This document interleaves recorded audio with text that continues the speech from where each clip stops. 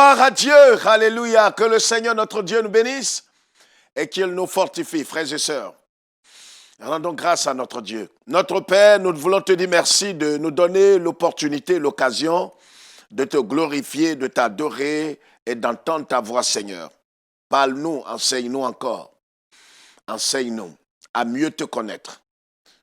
Louange à toi, que Seigneur, je diminue, que toi seul sois élevé. Parle à nos cœurs, au nom de Jésus-Christ. Amen. Que notre Dieu soit glorifié. Ayons, comme nous ne cessons de le dire, les yeux focalisés sur Christ et Christ seul. Alléluia. Jean chapitre 6, le verset 1er jusqu'au verset 10.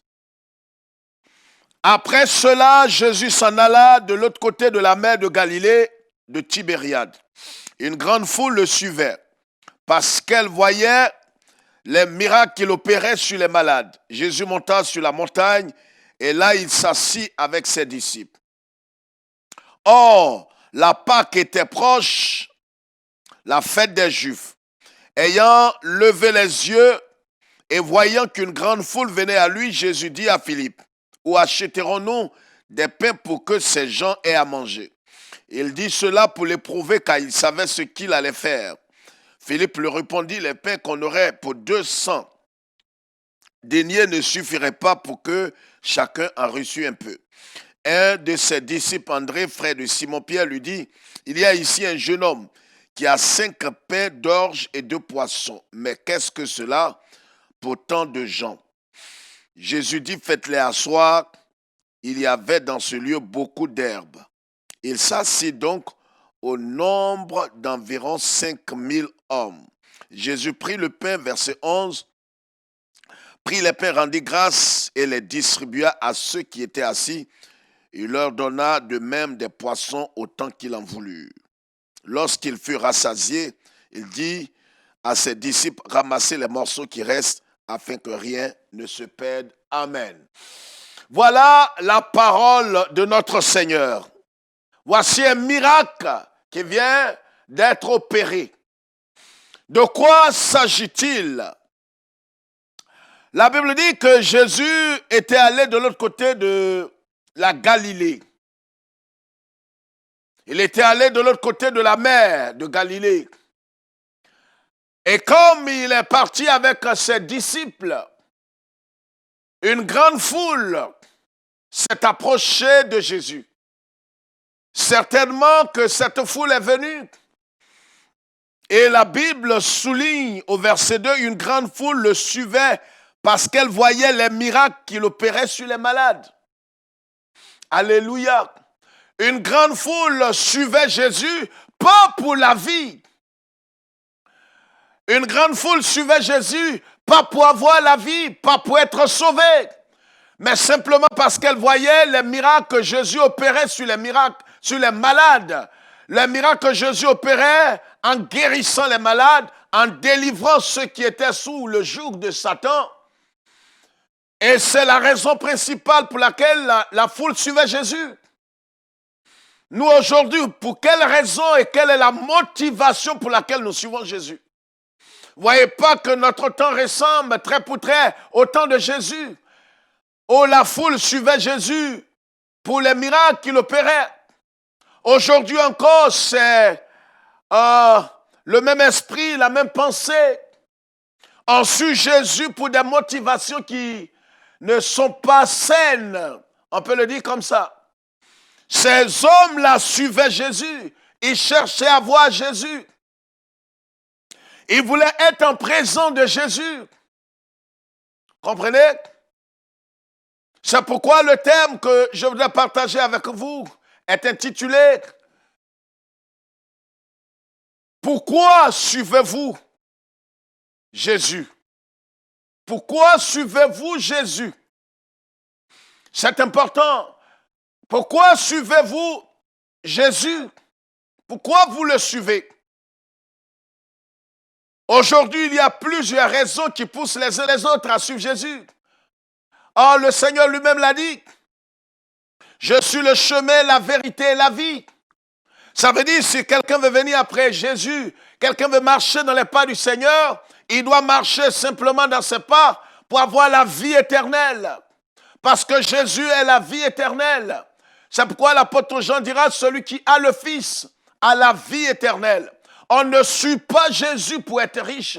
On ne suit pas Jésus pour avoir juste une guérison. On ne suit pas Jésus pour avoir une paix, peut-être une paix relative ou quoi. On ne suit pas Jésus pour les biens de ce monde. Voici la raison pour laquelle ces hommes suivaient Jésus. Vous comprenez? Pourquoi le suivez-vous? Vous direz certainement pour faire plaisir à ceux qui vous écoutent. Je suis Jésus, je suis Jésus pour aller au ciel, je suis Jésus pour la vie éternelle. Mais la Bible dit que Dieu sonde les cœurs et les reins. Il connaît la raison et la motivation réelle de votre cœur. Vous comprenez? Pourquoi suivez-vous Jésus?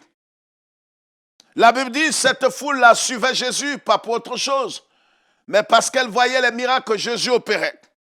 Et quand le Seigneur a levé les yeux, qu'il a vu cette foule, il s'est adressé à Philippe, son disciple. Et pourquoi est-ce que c'est à Philippe? Pourquoi particulièrement à Philippe? Il y avait 12 disciples. Vous savez, le Seigneur, c'est ce qu'il fait, c'est un éducateur. Et le Seigneur est là, pas pour nous faire du mal, mais pour nous redresser. Vous savez que Philippe avait une pensée quelconque. Philippe est celui qui raisonne, qui veut tout voir de façon matérielle. Nous reviendrons sur l'histoire de Philippe, mais allons avec la foule. La Bible dit que quand Jésus a vu la foule, il a été pris de compassion, il était ému de compassion, parce que certainement ces gens marchaient. Ils sont venus de plusieurs bourgades, de plusieurs villages, de plusieurs villes. Vous comprenez? Et quand ils sont arrivés, alors le Seigneur a voulu nourrir ces hommes-là physiquement aussi. Et c'est pourquoi il va demander à l'un de ses disciples comment allons-nous nourrir ces hommes. Mais la Bible souligne au verset 6 que Jésus disait cela pour le prouver car il savait ce qu'il allait faire. Bien-aimés frères et sœurs, vous tous qui nous suivez, vous savez, dans la vie chrétienne, dans la marche chrétienne, il y a des choses que nous devons savoir. Notre Seigneur, il n'improvise pas. Il sait ce qu'il fait. Notre Seigneur n'est pas un pompier. Vous savez, les pompiers, dans les grandes villes et partout dans le monde, attendent qu'il y ait un incendie, attendent qu'il y ait un incident pour venir. Mais le Seigneur Jésus n'est pas un pompier. Il est celui qui prévoit tout d'avance. Vous m'entendez? Et le Seigneur a posé la question à Philippe pour lui dire, juste pour l'éprouver, pas que le Seigneur ne savait pas ce qu'il allait faire. Il ne pose pas la question pour avoir peut-être une réponse, une solution à son problème à lui. Mais la Bible dit qu'il a posé la question pour éprouver Philippe. Le Seigneur vous éprouvera certainement par des situations. Mais ce que nous devons faire, c'est de compter sur le Seigneur, de compter sur sa puissance, de compter sur lui, d'avoir foi en lui. Pourquoi le suivez-vous? Est-ce que véritablement vous avez foi dans le Seigneur? Est-ce que véritablement vous voyez Jésus comme l'unique voie du salut? Comment voyez-vous Jésus comme un pourvoyeur de paix? Vous le voyez comme un guérisseur, vous le voyez comme juste quelqu'un qui va vous délivrer de vos situations et vous allez retourner dans votre péché? Comment voyez-vous Jésus et pourquoi vous le suivez? C'est une question à laquelle chacun de nous, avec honnêteté de cœur, doit répondre. Comprenez? Jésus demande à Philippe, où achèterons-nous des pains pour que ces gens aient à manger? Vous savez tous que Philippe, une fois où Jésus avait dit que moi et le Père, nous sommes un, pour paraphraser les paroles du Seigneur, et il a dit, désormais celui qui m'a vu a vu le Père. Philippe s'est permis de dire à Jésus, montre-nous le Père. Jésus dit, mais je suis avec vous et vous ne m'avez pas connu. Il dit, oui, c'est vrai, mais tu vois, montre-nous le Père clairement. Toi, on t'a vu, on t'a touché. Mais maintenant, montre-nous le Père. Tu nous parles toujours du Père. Montre-nous le Père. Nous voulons toucher le pain comme on t'a touché. Vous voyez, il y a des hommes qui semblent être spirituels. Vous savez, dans tous les milieux, il y a des gens qui veulent poser des questions pour poser. Ils veulent paraître spirituels, ils veulent parler profond avec Dieu. Mais en vérité, ils ne savent rien. Philippe était au nombre de ces hommes-là qui étaient animés d'un esprit un peu cartésien qui veut voir véritablement toucher ce qu'il croit. Jésus va le redresser là. Jésus va l'éprouver pour lui révéler véritablement devant une situation sans issue, devant une situation impossible, devant un problème, devant ce qui est impossible. Qu'est-ce que lui, Philippe, il peut faire? Ce n'est pas toujours ce que tu vois que tu dois croire. Jésus voulait redresser l'esprit de cet homme. Jésus voulait éduquer et rééduquer ce disciple-là. Parce que le but de Jésus, c'est d'enseigner, c'est de former, c'est d'éduquer, parce qu'il va les envoyer en mission après la croix. Donc le Seigneur s'adresse à cet homme, à Philippe, et lui dit, où est-ce qu'on va acheter du pain? Alors Philippe va effectivement révéler qu'il n'a pas changé. Il va répondre à Jésus en disant, Philippe lui répondit, les pains qu'on aurait pour 200 deniers ne suffiraient pas pour que chacun en reçût un peu. Il va répondre à Jésus en disant, Seigneur, même si on achète du pain pour 200 deniers, vous comprenez, voici des gens qui ne connaissaient pas véritablement celui qu'ils suivaient. C'est pourquoi la question, c'est pourquoi est-ce que vous le suivez? Est-ce que vous le suivez parce que vous le connaissez? Est-ce que vous le suivez pour un bien matériel? Vous le suivez pour avoir un enfant? Vous le suivez pour avoir un mari? Vous le suivez pour avoir une situation, une position, une promotion? Parce que c'est de cela qu'il s'agit aujourd'hui. Avec l'évangile pervers et maçonnique, l'évangile de prospérité où vous venez à Jésus et comme un guichet automatique, il va vous distribuer des billets. Vous comprenez? Quelle est la raison principale pour laquelle vous suivez Jésus? Oh, je suis venu à Jésus aujourd'hui et je veux que ma situation change. Mais quand on vient à Jésus, c'est pour la vie éternelle. On vient à Jésus pas pour avoir un certain confort. Mais on vient à Jésus parce que nous voulons échapper à la colère à venir. Vous comprenez? Il y a une colère à venir, il y a un jugement à venir. Et la Bible dit que Dieu a tant aimé le monde qu'il a donné son Fils unique, afin que quiconque croit en lui ne périsse point, mais qu'il ait la vie éternelle. Donc nous ne sommes pas venus à Jésus pour avoir une vie reluisante ici-bas. Même si cela peut arriver, si le Seigneur nous fait grâce d'avoir un temps soit peu, une vie confortable, mais ce n'est pas le but, ce n'est pas, la raison principale de notre venue à Christ. Comprenez? Pourquoi est-ce que vous le suivez? Du fond de votre cœur et en toute franchise, quelle est la raison pour laquelle vous suivez Jésus? Et c'est pourquoi aujourd'hui, beaucoup, à un certain moment, peuvent être déçus, découragés, parce qu'une épreuve vient. Et comme la raison pour laquelle ils suivent Jésus est matérielle, la raison pour laquelle ils suivent Jésus est une raison mercantile, la raison pour laquelle ils suivent Jésus n'est pas une raison éternelle, alors pour un oui, pour un non, dès qu'il y a une épreuve, ils abandonnent le chemin. Dès qu'il y a une situation, comme la Bible dit en Matthieu chapitre 13, dans la parabole du semeur, dès qu'une situation apparaît, alors c'est fini. Celui qui est venu pour un but inavoué, il quitte le chemin. C'est pourquoi c'est important de savoir pourquoi vous le suivez. Quelle est la motivation réelle de votre cœur? Est-ce que vous n'avez pas, comme les politiciens le font, un agenda caché? Parce qu'on ne fait rien pour rien. Quand tu imposes un acte, c'est pour un but. Aujourd'hui, les gens le suivent, ils chantent, ils dansent, ils tombent en transe. Ils donnent à Dieu. Mais ils le font pour un but bien précis. Ils veulent recevoir de Dieu quelque chose de tangible qui est pour être vu des hommes.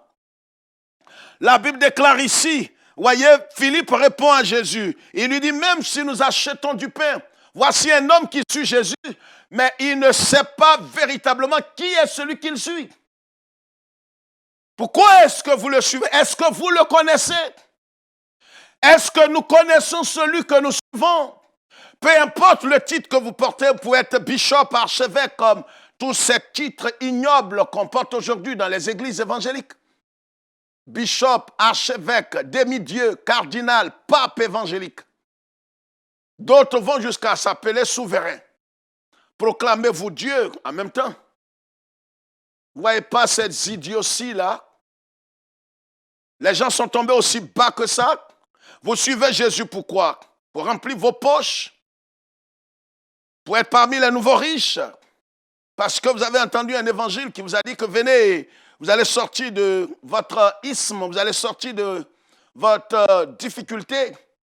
Et puis vous venez, vous voyez, vous êtes dans la confusion.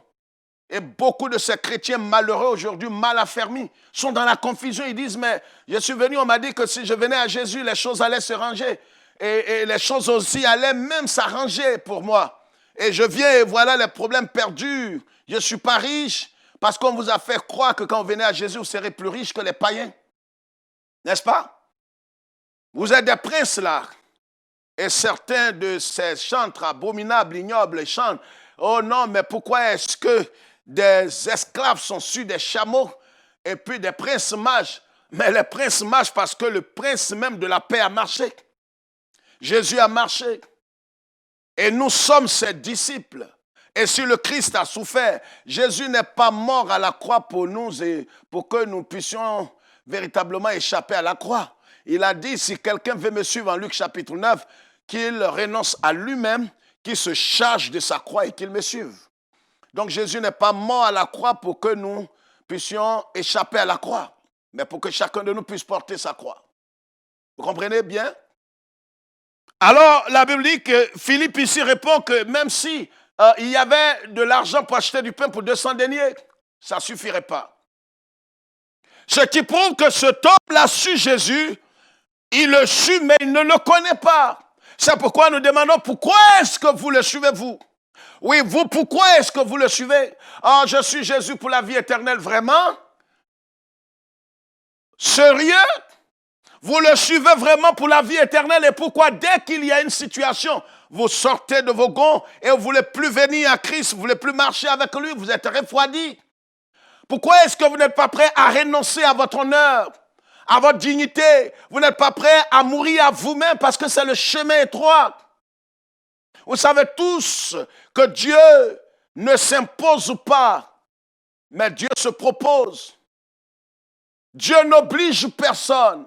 Parce que dans les milieux aujourd'hui protestants évangéliques, les gens veulent imposer, on aime la manipulation. On veut qu'on nous oblige, qu'on nous place sous la loi. Mais Dieu n'oblige personne. Comme il a dit en Deutéronome chapitre 30, je mets la vie, je mets aussi la mort devant vous. Mais je vous encourage à choisir la vie pour vivre. Dieu ne nous oblige pas. Dieu ne s'impose pas à nous. Dieu se propose. Vous comprenez? Alors Philippe dit ici, mais Jésus a posé la question à ce monsieur, juste pour l'amener, à amener Philippe à avoir foi dans la sagesse de Jésus et dans la puissance de Jésus. Voici deux choses que je voulais souligner. On ne suit pas Jésus parce qu'il donne le pain. On ne suit pas Jésus parce qu'il fait ceci ou cela. On le suit parce qu'il est la vie éternelle. Vous comprenez? Et c'est pourquoi Pierre, un peu plus loin dans ce même chapitre, quand ceux qui ont mangé le pain à un certain moment, ils ont décidé de retourner dans leur isthme, dans leur religion, dans leur train-train habituel. Parce que Jésus a dit, je suis le pain descendu du ciel et celui qui ne mange pas ma chair et ne boit pas mon sang n'est pas digne de moi. Ils n'ont pas compris la révélation. Alors ils se sont tous retournés. Ils sont retournés dans leur iniquité, dans leur péché. Ils sont retournés dans leur train-train habituel. N'est-ce pas le portrait de plusieurs aujourd'hui? Dès qu'ils entendent l'évangile, il y a des milieux où il ne faut pas prêcher l'évangile. Il faut dire de ce que les gens veulent entendre. Vous m'entendez là? Il faut leur dire ce qu'ils veulent entendre. Vous êtes jolis, votre tête est carrée, même quand leur tête est ronde, il faut leur dire leur tête est carrée. Et là, ils vont te donner ce que tu attendais. Si tu veux les dîmes et les offrandes, il faut les flatter.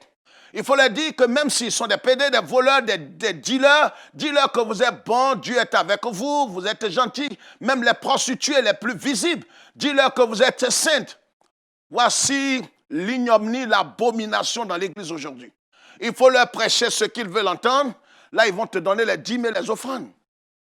Voici la bêtise humaine dans l'église aujourd'hui. Et si tu ne prêches pas ça, alors tu n'auras pas le minimum. Que Dieu me juge.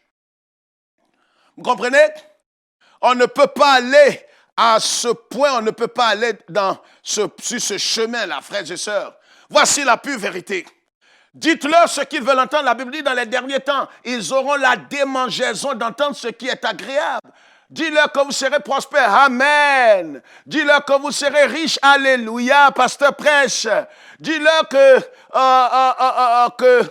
vous êtes des voleurs, vous êtes des dealers. Aucun ivrogne n'ira au ciel. Ils ne répondront pas. Ils n'apporteront plus la dîme. Dis-leur que les adultères, les divorcés remariés pendant que l'un des conjoints est vivant, ils n'entreront pas au ciel. Ils ne répondront plus. Même les dénominations les plus respectables, plusieurs sont rentrés dans la danse. Plusieurs se sont mis au pas. Parce que pour avoir l'argent de ces gens-là, il faut leur dire ce qu'ils veulent entendre. Quelqu'un peut dire le contraire? Voici la pure vérité. Jésus voulait amener ici Philippe, qui le suivait, mais on ne sait pas pour quelle raison. Jésus voulait l'amener à avoir foi dans sa sagesse, dans la sagesse de Jésus, avoir foi dans la puissance de Jésus. Si Jésus posait la question, il sait ce qu'il va faire. Alors si véritablement vous suivez Jésus et que votre motivation c'est d'avoir la vie éternelle, faites confiance à la sagesse de Jésus. Dans toute situation, faisons confiance. La sagesse nous montre comment il va le faire. Vous comprenez? Non seulement ayons confiance dans la sagesse de notre Seigneur, ça veut dire comment il va nous sortir de la situation, comment il va nous délivrer, comment il va faire. Regardez pour la Vierge Marie, quand l'ange lui a dit que tu vas avoir un enfant, elle a dit, mais comment cela va-t-il se faire? L'ange lui a dit, l'ombre du Tout-Puissant te couvrira. Le comment là, Dieu sait. Est-ce qu'il est capable de faire? Dieu a la capacité. Il est puissant. Vous comprenez? Dieu, le Seigneur Jésus voulait amener Philippe à avoir foi dans la sagesse du Seigneur et dans la puissance du Seigneur. Pourquoi vous le suivez? Avez-vous véritablement foi dans la sagesse et dans la puissance de notre Seigneur? Le suivez-vous véritablement pour la vie éternelle ou le suivez-vous pour les buts inavoués? J'ai tout quitté, je suis Jésus. Voilà ce qu'on entend en longueur de journée. Et dès qu'il y a une petite situation, celui qui prétend avoir tout quitté, il retourne à ce qu'il a vomi. Ça ne doit pas être votre portion. Ça ne doit pas être votre partage. Ayons les yeux sur Jésus. Et véritablement, si nous le suivons, voyez, toute cette foule qui avait mangé le pain un peu plus loin au verset 66 du même chapitre 6, la Bible dit plusieurs de ses disciples. Voyez, dès ce moment, plusieurs de ses disciples se retiraient et ils n'allaient plus avec lui. Et Jésus donc dit aux 12, et vous, ne voulez-vous pas aussi vous en aller? Simon-Pierre lui répondit, Seigneur, à qui irions-nous? Tu as les paroles de la vie éternelle. Et nous avons cru et nous avons connu que tu es le Christ, le Saint de Dieu. Voilà la raison pour laquelle Pierre et les autres suivaient Jésus. Ils ne le suivaient pas pour le pain, ils ne le suivaient pas pour avoir une vie confortable. La preuve en est que tous les apôtres sont morts, martyrs, crucifiés, certains ont été décapités, sciés. C'est aujourd'hui avec les pasteurs, les bishops, les prophètes et les apôtres des nations et des étoiles, c'est vendu. Ceux qui servent leur propre ventre comme leur Dieu, ils font croire que c'est pas normal que nous servons Christ et nous n'ayons pas le minimum et que nous servons Christ et nous souffrons. C'est pas normal de suivre Christ et puis nous n'avons pas toute la richesse du monde. Où vous tirez cette doctrine de démon? L'évangile de prospérité vous tuera tôt ou tard. C'est un évangile pervers et maudit, sorti des entrailles de Satan et de l'enfer. Comprenez? Jésus voulait parler à Philippe, le redresser, le rééduquer et lui dire que lui, Jésus, qui est Dieu Tout-Puissant, il sait ce qu'il fait. La Bible dit qu'il savait ce qu'il allait faire.